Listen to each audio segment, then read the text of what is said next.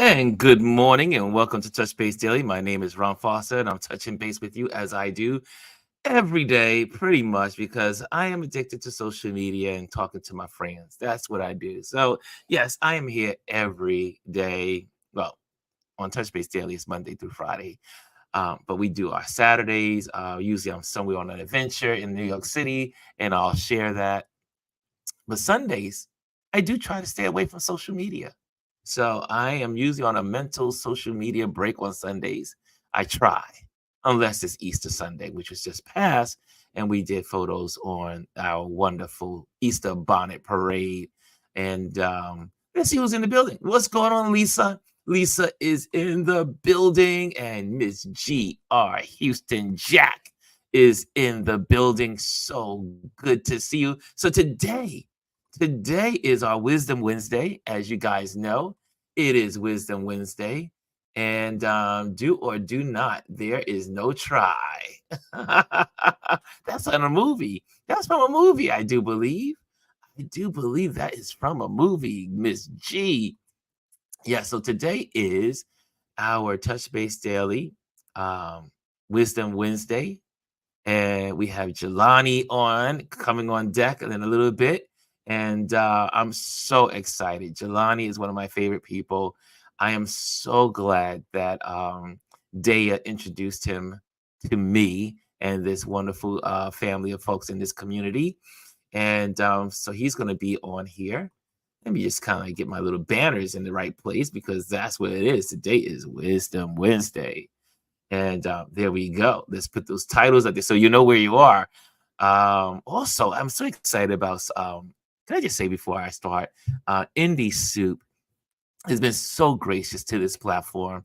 And is that now you see me live. You see me live every day, 11:15. But now you see the repeats at 4 o'clock on Indie Indie Soup Media.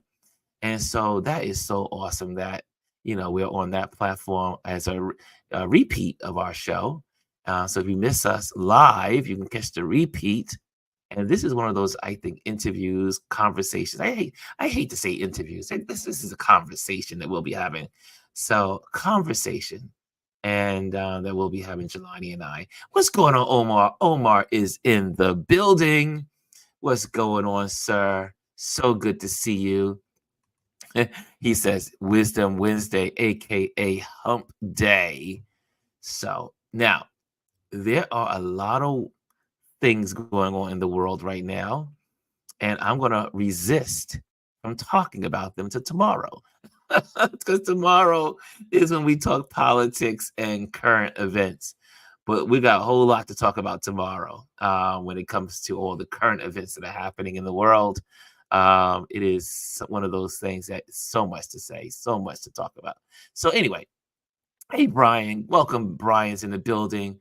Just seeing you guys coming in here, but I'm not going to stay. I'm not going to talk much. I'm just going to get right to it because this is our Wisdom Wednesday. We dive right into our guests, and we don't like to keep our guests waiting. But I definitely wanted to show one is his Instagram page and what inspires me about Jelani's work, Jelani Ameer, and so let me just show you the work so that way you can see why I love this brother's work, and not only that, he has grown to be an incredible person that I care about, and just a wonderful person. So this is Mr. Jelani right here. There we go. We're just gonna go through some of these photos. I love him. I love his style. So one of the things I'm like, I need a style. We all need a style. But I love his photography. His photography is street photography, documentarian, so documentary photography, portrait photography, and he really does dive into um, allowing the viewer to experience the culture, and I mean Black culture. It's just really beautiful the way he sees the world. I had the opportunity to have him with me photographing during Christmas time during our fundraiser, or let's just say clothing and gifts and food distribution up in the Bronx, and that was such an amazing time with him. And he was doing his photos, and he took his camera out and went to work, and so we were both able to bless those folks with some photography in their event. But I love his work. You know what's also what I love about not like most Instagram accounts. If you have not been to his Instagram account, this is it, Jelani period Ameer. And we're gonna talk about some of these photos because they've always sparked calm with me, love for our folks, memory lane of how I grew up. And it's interesting that even though there's several generations of us, right? Most of us have still experienced the same. We all should say we've all had the same experiences growing up because there's some traditions that are passed down from generation to generation. And it doesn't matter where you are. Like if you're in New York City or if you're in Baltimore, Maryland, or if you're in Charlotte, North Carolina, or LA, Black folks, we have so many common traditions across the country. However, we are not monolithic in our belief systems. We are not monolithic in the way we see the world. However, there are still some traditions that we have that go across the board. Anyway, I see Omar says, I need to do more street photography. So here we go. I'm going to, with no further ado, bring Mr. Jelani onto the stage, take this off, and bring him on. What's going on, Mr. Jelani? How you doing, Ryan? I'm checking the mic now. Are we good? Oh yeah, now you sound good. And Okay. Jelani is Mr. Cool. He speaks very calm and cool. Whenever you're around Jelani, it's like there's no need for crazy. So Jelani, what's going on? How are you doing this morning? I'm doing better. Better is the word. I feel like Better. I mean, I was telling you before I was processing some emotional things and been laying low key for the most part for the last. Yes. It's already April, which is crazy. So yeah, for the last month and change, I've been laying pretty low. But I feel like the warmer weather and more sunlight is calling me back outside. So I think I'm ready to face the world again. Wow. So for those that don't know, Jelani's been he's visited us before. We've heard from him before, and but there's a whole bunch of new folks on here that may not have met Jelani, and so we're just gonna take it from the beginning. So Jelani, how did you get into photography? Um, I mean, I feel like I'm doing my best to like remember the exact point. I think around the early stages of social media, like even Mm-hmm. before MySpace, really, there was there were platforms for like young teens. Like we had uh there was one called Skonex that was really popular among my generation, and then Mm. there was another platform that I'm forgetting the name of, but basically it kind of primed us for things like Facebook and MySpace, but we always had like new profile photos, so you kind of had to keep up to date with like whether you got new clothes or whatever it was that you felt like showing off, or whatever it is that's important to you when you're like 13, 14 years old. So I would play around with like a point and shoot, uh, and I got pretty creative. If I ever find that folder of photos, I'll show you.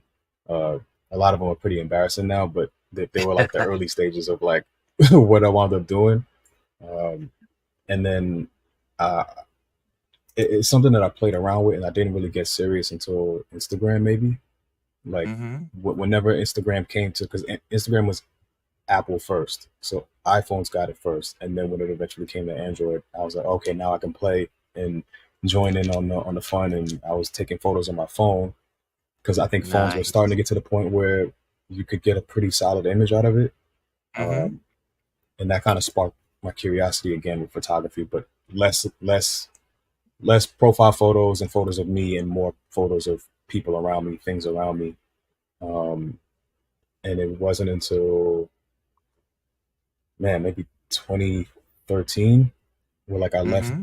the last job that I worked, where I worked for someone else. That was like the last job that I worked for someone else. And I went broke for my own camera. I had been borrowing a friend's camera. Shout out to Casey for letting me borrow her Sony, a mirrorless Sony. It was like a little tiny mirrorless camera, but it allowed me to do some of my earliest photo sessions with people. I think I was How old were you charging at that time when you were doing photo 2013. sessions? Mm-hmm. Uh, 2013, so that's over 10 years ago. Oh yeah, about So it 10 must have years. been like Okay, 10 years ago. years. So it must have been 22 or Wow. 23. Um, yeah, and I think I was only charging like $60 for a photo shoot. So you got a deal back then, but You got a good um, deal. yeah, but yeah, after some practice and the years passed, I just started to, I guess, find more of a purpose with my work. Like before, it was not to say like I was aimless, but I think back in 2013, between 2013 2015, it was just something that I did for fun, which is still at the root of what I'm doing. But I think I started to find more purpose, and I think around maybe late 2015, 2016, there were just a lot of every once in a while you get like a surge in police brutality coverage, where Mm, cops do what they do, and yeah. they harm us and kill us in certain ways. And there's a bunch of slaps on the wrist, and they paint us as a very specific kind of people. Okay. And I didn't like that. I didn't like the images that were being used to like the propaganda. Basically, I didn't enjoy how our images were being used as like justification for the mistreatment. So Mm, I felt like as an image maker, I have I have this power to reshape that narrative and like keep upholding the truth, even yes. when people are spouting a bunch of nonsense and lies. Uh, that's what photography really. It jumped from like a hobby and a thing that was fun to me to like this is a part of my purpose now. Um, Wow. and then I think around what's the like 2020, I want to say like We lost it. 2021, We're losing 2022. your voice a little bit. Just if you can come into the Uh, mic a little bit. I think I know why that's happening, but I currently can't do anything about it. So I'm gonna try to bring the mic a little closer. Uh, Still Yeah, got it. You're good. You're back. okay. I want to say like 3+ years ago, like maybe 3 Christmases ago, I was gifted Yes. a film camera, like the twin lens camera that you see me with. Um, Yes. yeah, someone really important to me gifted me that, and when I got like the first rolls that I ever shot, when I got those back, I was like, oh, this is it. Like if somebody stole my digital camera tomorrow, like I'd be okay. Like this is, I feel, I feel like film is where I'm meant to be. Um, Yes. so from that point, like my purpose became even more defined. Like I was now called to like ask people for their portraits when I was out in the street, whereas before I didn't really do that. I didn't really feel called to stop anyone for their photo, especially if I didn't know them. Like it just wasn't that just wasn't an automatic thing for me. But once I had a film camera, it felt like I'm meant to be documenting us so that Mm, decades from now, centuries from now, there's this archive. I've contributed to the greater archive of imagery of us, and you can see the truth in these images. It's not you can't manipulate these images. There's too much truth and there's too much beauty in them for you to try to, paint it any other way. Um, yeah, I Now, think before you that's go, like, you said like you decided something in you inspired you to document, and the key word there was us. yeah, What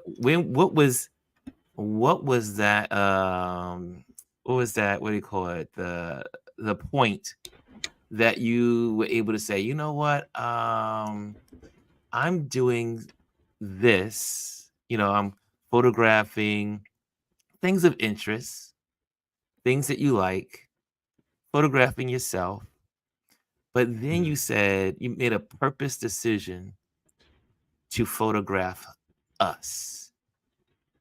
Can I now I'm going to ask you a double question. Who is us in your mind? Who are the us? yeah. For for me, it's the diaspora, it's the African Caribbean diaspora. I feel like that's the that's just been the focus. It just makes too much sense to me. I think Mm, that's yeah. It's like if somebody would have asked me why that's the focus, it's like in short, God told me to. Like it's not it's that simple really. Um, what you're scrolling through now is block party from maybe two, no, maybe 3 years ago now, almost 3 years ago. mhm, Um, and again, it's moments like this where I'm able to be a quote unquote fly on the wall while we're just mm, congregating and being ourselves, and nobody's really paying attention to me necessarily, and I can just document us as honestly as possible, and mhm. yeah, just have these records of images that people can look back on. Um, that means everything to me. So yeah, Wow. us is the African and Caribbean diaspora. Wow.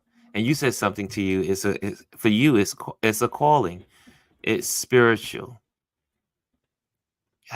Yeah. When did you become so sensitive to your spirituality, or what made you say, you know what, this is more than just about me, but this is something deeper, something more spiritual. Did you grow up in church, or were you just kind of like, or is your religion or your spiritual path outside of religion, as in traditional? What was your inspiration on your spirituality towards photography? Uh, it's a good question. I mean, I grew up in like the Catholic school system. Mm-hmm. I mean, if I can call that an influence, but I didn't. I didn't really have like the upbringing where I was just like constantly in church or anything like that. I wasn't even baptized. Um, Mm-hmm. but growing up in the Catholic school system, mass was mandatory. So Mm-hmm. there were moments when we had to be in church and we would, we recite the Lord's Prayer and maybe say a Hail Mary or two every once in a while, and Mm-hmm. do the Rosary once in a while too, and so I was familiar with at least like Catholicism, like I was familiar with that and familiar with stories in the Bible and things like that, and I enjoyed reading the Bible. I remember that. But in regards to like my own spirituality and figuring out what that was, I don't know if that came until high school, where like I felt like I Wow. had a choice in that because as far as I knew, I just kind of was born into this system and I was tossed into the school system that was run by the archdiocese, and I was told that you got to say the Pledge of Allegiance before class and the Lord's Prayer, and then you go to mass mandatorily, and yeah, like I had no choice at that time. Yes. Um, but in high school, I felt like there has to be a way for me to communicate with God because I believe in God, but how it's being Mm-hmm. taught to me doesn't fully resonate. So I I don't necessarily subscribe to a specific religion, but I do believe in God for sure. Um, Mm-hmm. so more my spirituality is definitely informed by conversations with God. Like I Yeah. pray day to day, and there's no way I can see the world the way that I do and capture it without some sort of higher power influencing me. And I fully recognize that. Um, It's interesting you bring that up yeah. because there was a quote that I found on your Instagram, a couple of one of the series. You said, "Every time I'm invited into a sacred space of document, I pray that God guides my eye before I follow through on my shutter." God was good in It's this God. day. God was God God. in Yeah. God in this day. I give thanks for Liz and Michael, yada yada. And but Yeah. that really, when I was going through your page, I said, "Wow, that's pretty." First of all, one is to art, not to be afraid to articulate it. It's Hmm. one thing to feel it and to say, I'm being inspired by God. My spiritual connection to the world. I'm being inspired. But then you literally stated it, and that was, to me, it really was like, it resonated with me, and I said, I gotta Yeah. put this in here. I mean, it's just interesting how we've gone that direction. Sometimes I go through these and I just put down things I think we're going to talk about. But this was one that I am so glad that you have kind of like journeyed into this part of the conversation. I love it. I'm Yeah. going to say it again. Every time I'm invited into a sacred space to document, I pray that God guides my eye before I follow through on my shutter. That's I need more. Tell me tell me what was going through your mind and in your heart when you made that statement. I mean, I can go through a lot of statements in your page because you are a deep thinker and you Mm. are spiritual. You are definitely someone that tries to find your inner and then express it into your outer. So Yeah. anyway, let's go on this. You, Every time I let's go in a sacred space of documenting, but I love this part. I pray that God guides my eye before I follow through on my shutter. Wow. So deep. yeah. That's yeah. But I mean, again, I can't.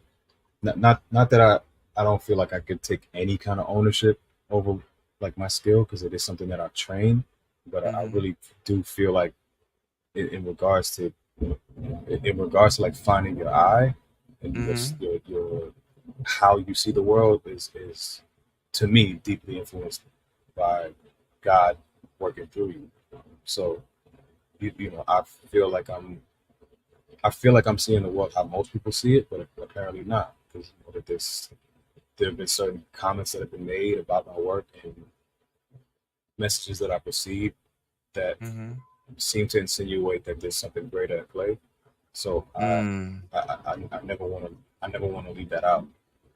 Um, and yeah, it's true. Like when I have a big shoot, especially when it's been a while since I've taken any kind of photographs, I definitely pray because like I don't want to mess it up. Like especially if somebody's Mhm. trusting me with something like a wedding, like the photos that you showed before, um, with my friend with the floral wreath uh, during the vows, like those kind of moments. Like I don't want to mess that up. I would love to produce and make an image or images that the the client or the loved one is proud of. So I feel like I gotta pray. Like it's just that's just how it is for me. Um, Yes. yeah, it's necessary. Like I'm going through some of these photos. I mean, I did put I'm gonna go through some that I noted and kind of like put to the side, and I said I gotta ask questions about some of these photos. But you know one of my favorites I'm gonna go to. So I'm going, and Yeah, just so those that are listening, like Omar did, if you have a question, make sure you put Q and then your question so that way I can see it in the comment box. So that way we can talk about your questions after. Okay. So if you have a question, put the letter Q before your question. So that way now we know it is a questions for Jelani or myself. Okay. So here's a photo. Yeah. This is like this is your street photography. Now, I would say, and as I'm looking through all your photos, you pretty much use your film camera probably 75 to 80% of the time. More, More. 90%. Yeah. For sure. Yeah. Really? Oh, wow. Yeah. Um, that again, like once I got those first batch of film rolls back, I was like, oh, this is it. This is it for me. Um, Really? yeah. Yeah. Um, Also, the twin lens camera is just it's easy to carry, and it's waist Mhm. level, so it's easier to like look down and get my shot, be a little bit more inconspicuous. But also, if it does spark a conversation, or if a conversation is sparked with someone on the street, they usually look at my camera first, and they talk about it, and they want to know more, and that kind of opens up a space for me to get a portrait. So I lean more into my film photography because of that too. It just seems to spark more conversation, and it opens people up. Yeah, I would this is just my assumption, like, I'm listening to what you just said, is that because you are looking down into your Uh, camera, most people are not aware that you're photographing them. yeah. Um, I have a rule with that. If I'm Yes. if I'm far enough away to not disrupt anyone's situation or a moment that they're having, then I feel like I have permission to take a photo. But if I'm close enough, then I feel obligated to ask and initiate a conversation with the person. If they say yes, great. If they say no, that's fine too. Um, but I always want to be as respectful as possible. Um, but yeah, I've noticed that my most of my photos now are primarily film. Um, so yeah, everything that you've been scrolling through has been film. Aside from the Wow. block party photos, everything has been film. Mhm. Um, yeah, and even with my digital work now, I do my best to like Mhm. emulate my film work. So even that's been a Ah, process in trying to get my digital to feel a little bit more textured and layered like my film work. man, I'm still waiting for one of these days. It's gotta be soon. Your work is gonna be in someone's gallery. I Mm, mean, you have such that's Mr. Lewis right there, yeah, the yeah. legend. Hmm. When did you take this photo? Uh, whenever it says I posted that, it must have been around that time. This oh yeah, But it says I'm sorry, my bad. It says it it looks should be like at the bottom. 2021. Wow. Yeah. That was in the meatpacking district. He was just sitting there, Nothing like the and of meatpacking course, district, right? yeah, yeah, and of course, I recognized him, and I went up to him and asked if it was cool if I took his photo. Um, which he said it was cool. He's like, you get one. So I was like, oh damn, okay. I gotta make sure my exposure's right with everything. I think he even told me what to set what to set my camera to because he can measure light without a meter, which is insane. Um, Yeah, he's and incredible. I, He is yeah, incredible. yeah, he took one of me in exchange as well. Cool, cool brother, definitely a cool brother.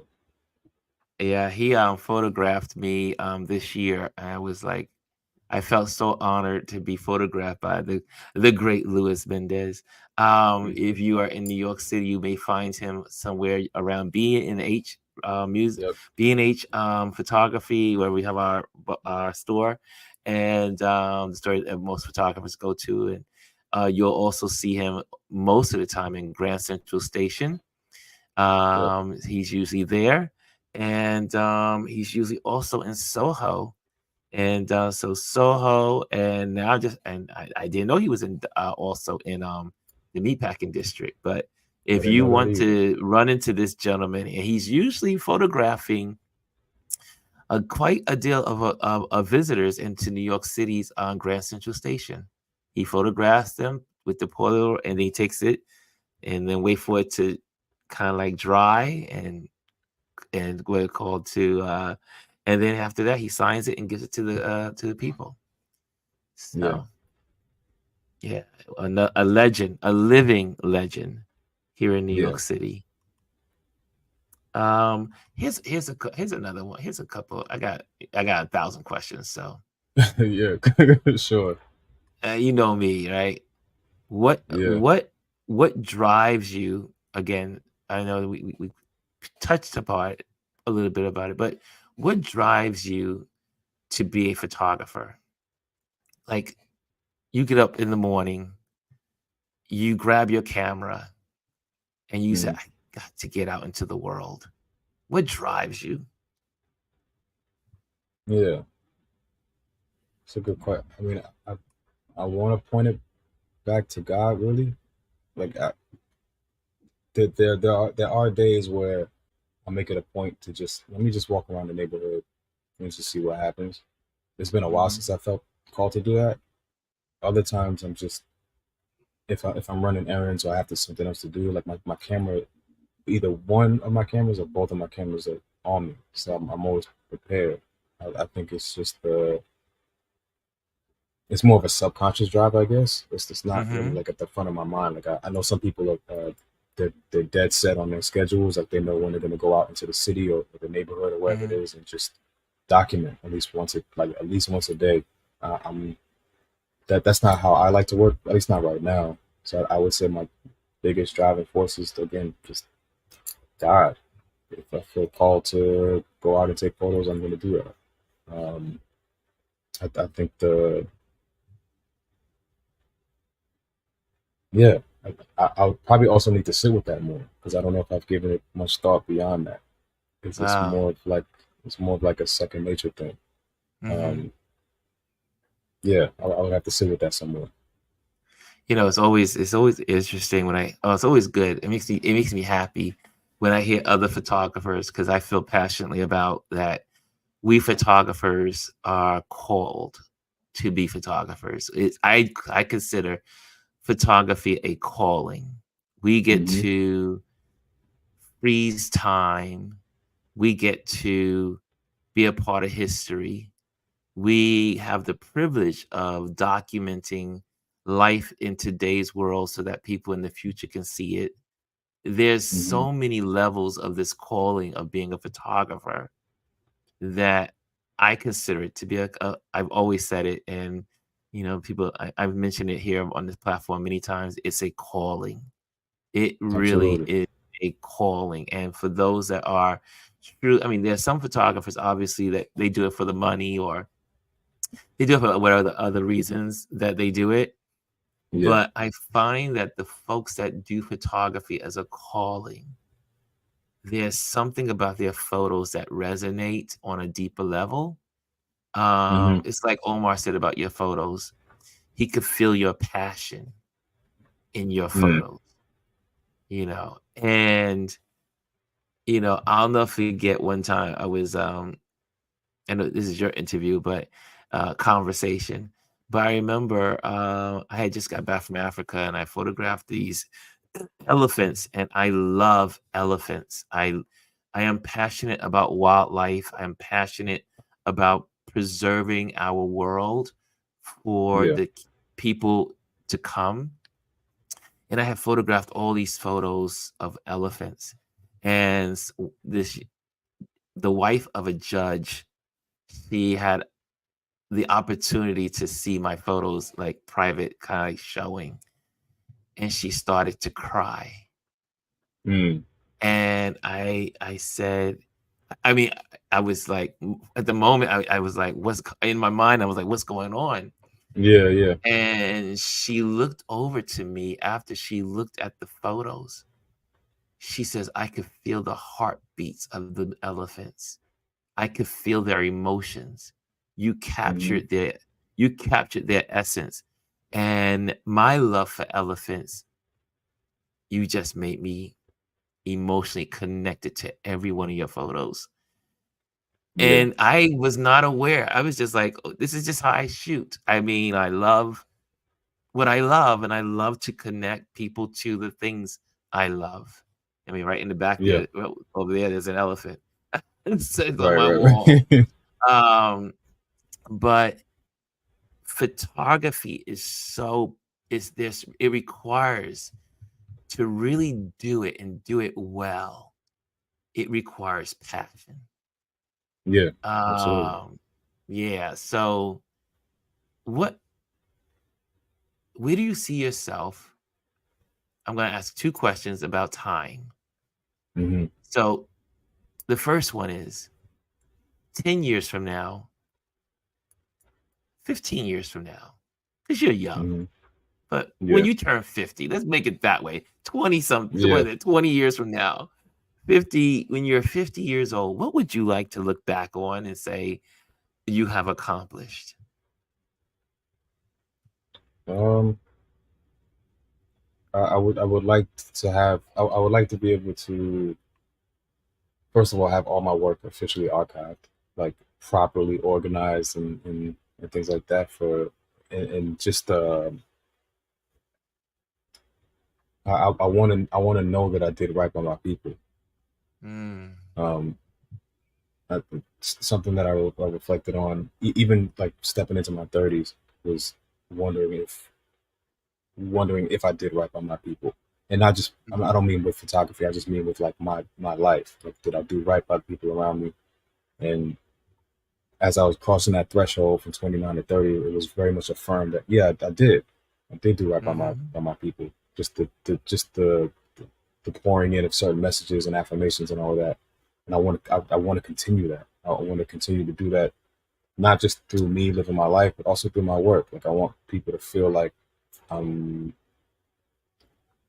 I want people to feel like they've been seen and they've been held mm, in a certain way, like they've been handled properly.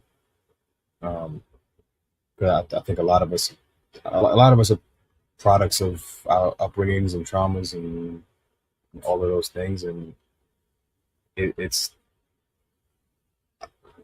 I I as a creative want to play a part in like the shifting of that, like the breaking of the chain or the breaking of the cycle or whatever it is in terms of what's possible for us. yeah, I want to serve that in some way. Um, and one of the biggest ways is through photography right now. Um, so yeah, what I see for myself is that like as like a broad umbrella, but underneath that, I would like to be a benefactor as well, like hold space mm, for people and invest in people and creatives and allow them to also do what it is that they're meant to do on this earth while they're here. wow, Um, and just yeah, just provide access and resources. Um, because that's something that I feel like I could use right now. yes, yes, If I could speak to my 50-year-old self, it's like get those. I hope you got those resources and that access that we needed, so that we can help provide it for other creators coming up after us. Um, yeah, but that's I just want to be sure I do right by my people. wow.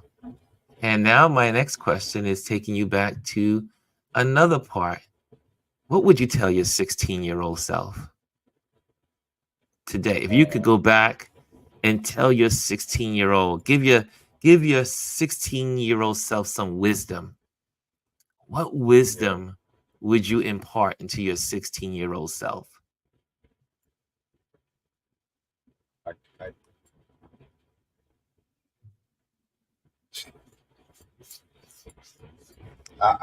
I would say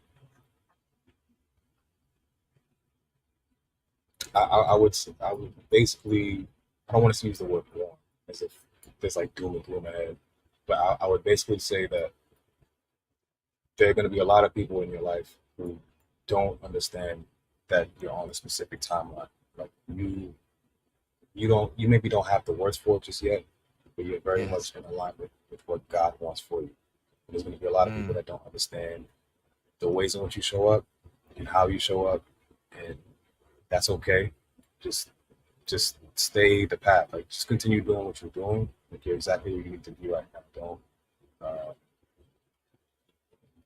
don't project too far into the future. Like you're good essentially.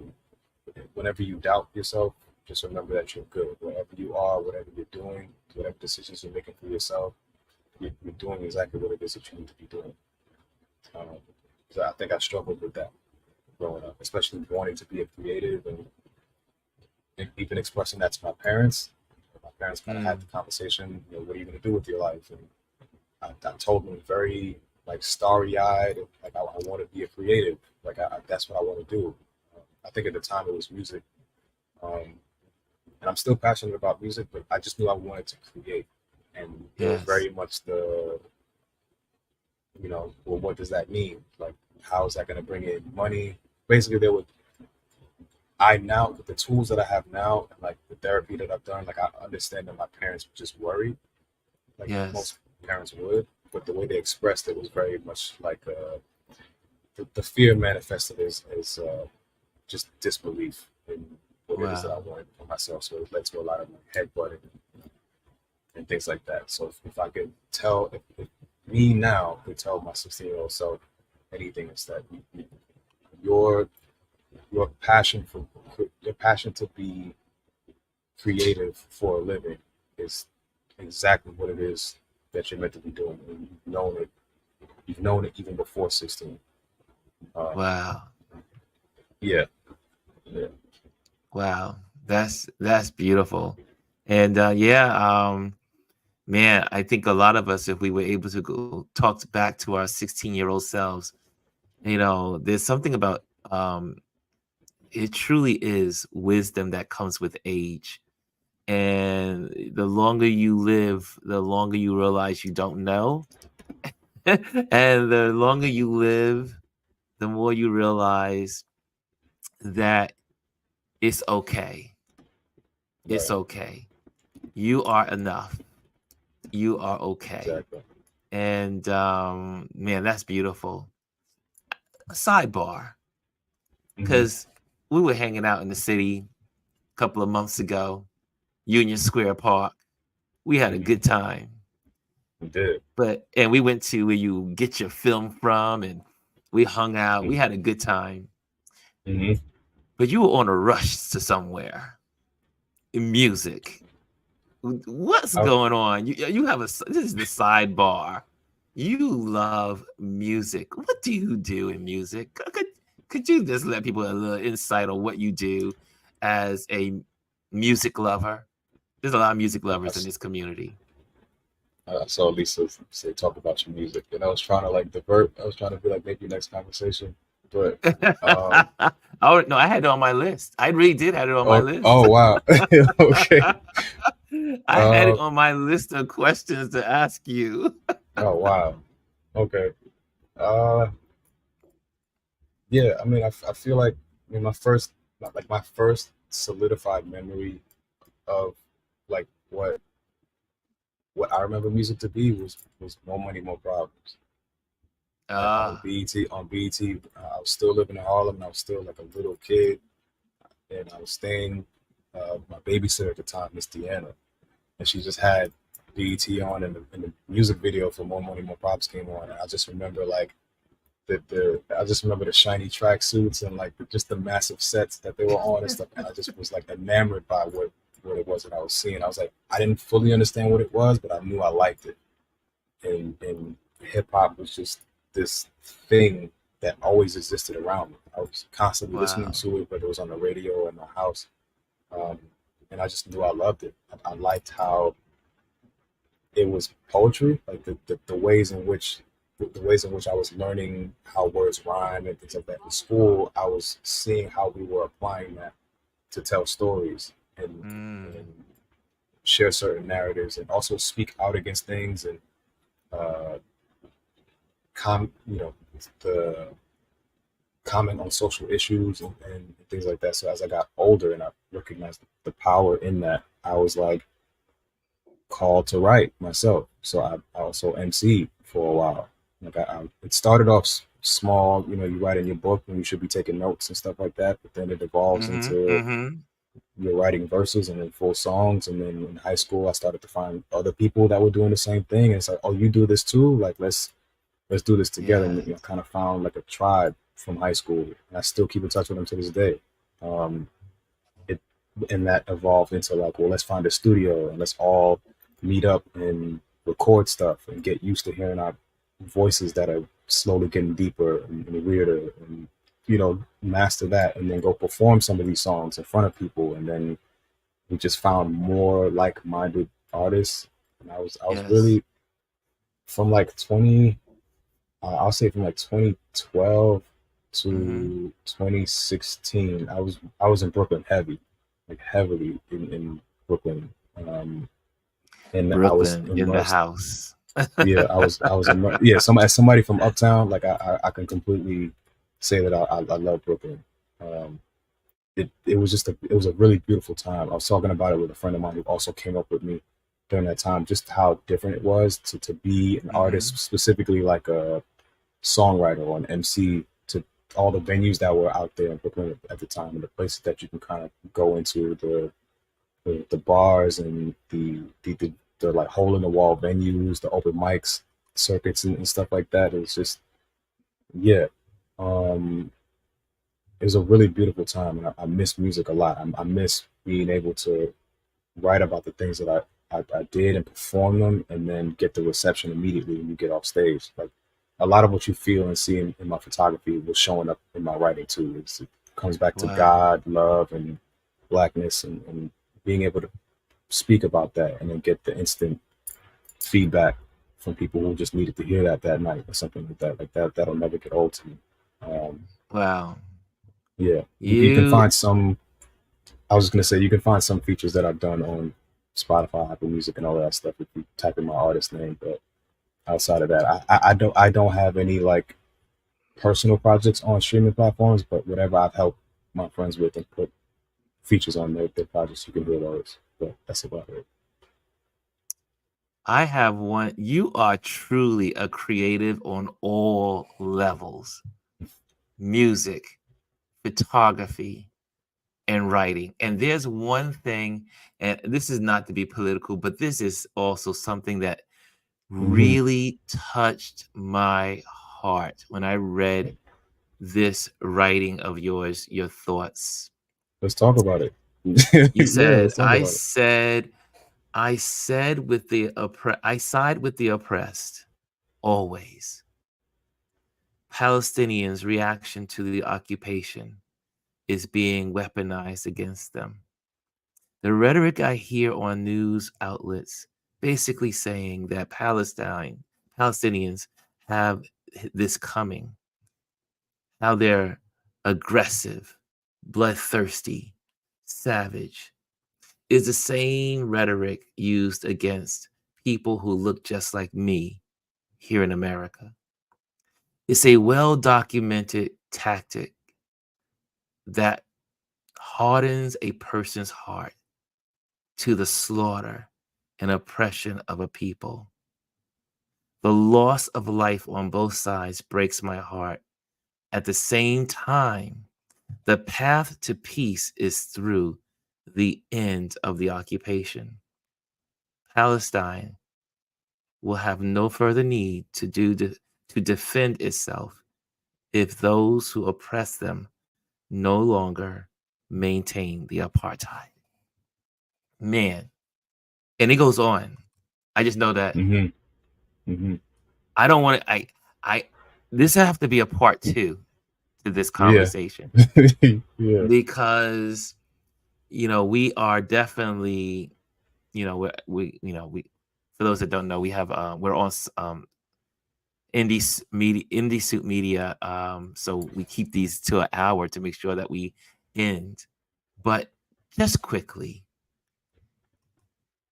you you you truly do, and I read through all of it. I read through my thoughts, the Hmm. continued, and then I'm just gonna go to the ending, Hmm. and then I'm gonna close out. You said here in the ending, it's truly disheartening to know that descendants of survivors of Nazi occupation who know oppression so intimately don't see the hypocrisy in what's being done to the Palestinian people. I hear fear in the talking points used in the unnecessary debates and the long winded interviews. a fear that if the boot isn't kept on the necks of the Palestinians, they will surely turn around and do it to the oppressors. As a black man, I've heard this ideology before, and it is pure projection. I do not believe that any group is monolithic in their existence. The sum do not represent the all. Free Palestine.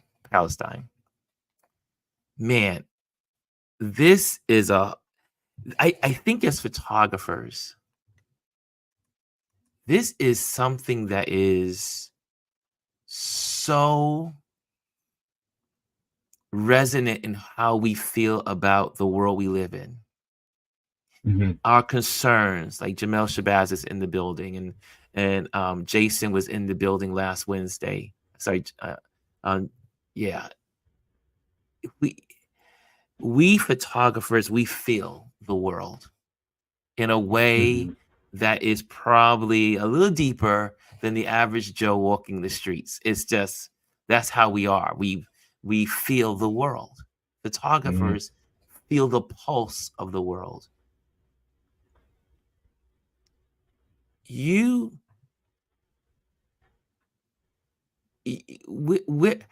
how are you and how do you plan in the future to use your resources as a photographer to bring awareness to what's going on in Palestine or on the Gaza Hmm. or future matters around the globe? I mean, how do you see yourself embedding yourself into history in regards to humanity being neglected on these different atrocities or different global affairs that are happening around the globe? Where do Yeah. you fit in? Where do you want to fit in? And then we'll close out. Honestly, feel like I feel as though I can best serve the world through my art first. Hmm. Um, in regards to and even that post about Palestine, like I not that I hesitated to post that, but it was Hmm. more so like I felt like I really needed to pause to articulate myself clearly before I posted anything. Because I knew what my stance was. It wasn't that. It was just I know that it's a delicate topic as I'm not Palestinian. It's like I don't live in the Gaza Strip, so like I have to be mindful when I'm speaking, even in support of other people. But Yes. um, the way also see myself being of service is again it goes back to the benefactor piece. Like the more resources and access tools that I gain, the more I can help empower other people. Um, and I feel like art, to me, I feel like art is one of the biggest ways to impact. Um, so if I can uplift other artists, to say in a matter like this one, if I can uplift Palestinian artists to showcase their their stories and Hmm. tell the world the truth, like that's for me that's plenty. Like to be able to provide platforms and spaces and resources in that way and amplify those voices. Um, Wow. yeah, that's how I see myself helping. Like I don't want to be, and if I can, I would avoid being the face of most of it. Like I Yeah. don't even want that. And I want people to have the necessary megaphone and the Yes. necessary stage to be able to say what it is that they need to say. Hmm. Um, I think I don't know exactly how I'm gonna get there yet, but I see it. I see it very vividly in my head, like just continuing to be a creative, but also being a benefactor, Yeah. And being an being able to ally. investigate. I Yeah. would say being an ally to those that are trodden on, or the ally to some the people that are being treated unjustly, an ally to the people in the world, or in situations that the world a portion of the world is not sympathetic to or show empathy to. Man, I could go on. It's definitely I got to be a part two because Yeah, you and I could talk about politics, and I mean not politics in the political sense, but more of the how we can benefit humanity as photographers. yeah, And I often look at a lot of the photographers out there who are posting and reposting different things that are happening in the Middle East or happening in Ukraine or happening. There's so many hotspots around the world right now yeah. that Sudan, the Congo. so yeah, Sudan, Congo, the situation, and it somehow humanity has to come to terms with the need to love other humans. I mean, Yeah, again, I believe if we made decisions based on love, we will make better decisions. absolutely. We will make better decisions for the love of humanity. Whether you're black, white, Jewish, Gentile, Palestinian, German, Russian, Ukrainian, if we made our decisions based on love, the world would be a better place. Yeah. There's two questions in the room here, and then we're gonna get Hmm. out of here real quickly. Hmm. Omar says, "What is your film choice?" Like, I guess your film that you use for your camera. like most, like my favorite one. Yeah, I guess he Um, just says, "What is your film of choice?" Man, if it's I'm over here looking at my collection of film. I If think you it's got if it's multiples. yeah, if it's black and white, Kodak Tri-X 400 for sure. Okay. Um, just an incredibly versatile film. Um, I just love the way it looks. But I think that was like the first black and white film that I really gave it a shot. I think it's because I watched the Tina Mm, Turner documentary, and they showed a lot of the negatives from like, her studio sessions and things like that. And it was basically an early version of Tri-X. So I was like, oh, that's the film I got to use now. wow. But if it's color, if it's color and I got the money for it, Portrait 800 is like it's just it just allows you to shoot in so many different scenarios, low light, um, like indoor, outdoor. You can just cover a lot of ground. Um, so yeah, black and white Kodak Tri-X 400, color Portrait 800. But I Awesome. also am someone who experiments a lot, so I don't mind trying new films or quirky films. I don't mind doing that. But yeah, those are my two go-tos. Also, guys, if you want to follow Jelani's page on Instagram, it's Jelani.Ameer. And if you want to go to his website, we didn't even go into his website. There's so many beautiful photos there. Knowability.us. So check out that his page there. Do what you can and support this brother. He is an amazing photographer with a good heart. And like I said, every time I talk to this gentleman, I just walk away feeling so enriched. And again, I'm sure you have had that benefit today of enjoying Mr. Jelani Ameer. Thank you so much, Jelani, for joining us. We're gonna have to get off of this thing because we could stay here all day and talk. We could. I see in here what else is in the live chat real quick. I'm trying to answer some of them through text real quick. Okay. Some of the last minute questions. Yeah, he is in New York City. Have a beautiful day, all. I see from Trish. Omar says, awesome interview. And Chrissy says, great conversation. Okay, guys. So thank you for joining us today on our Touch Base Daily Wisdom Wednesday with our Jelani Ameer. And he's putting in all that information. I'm going to put that into the here so that way you guys can see it. I'm going to also put it into the description of the video after. Okay, guys. Tomorrow is our live with Chris and I will be here. And also, I'm also running a portrait session sale this month. Just right, so check on that.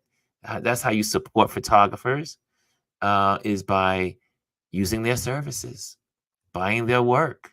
Jamal Shabazz sends the crowns.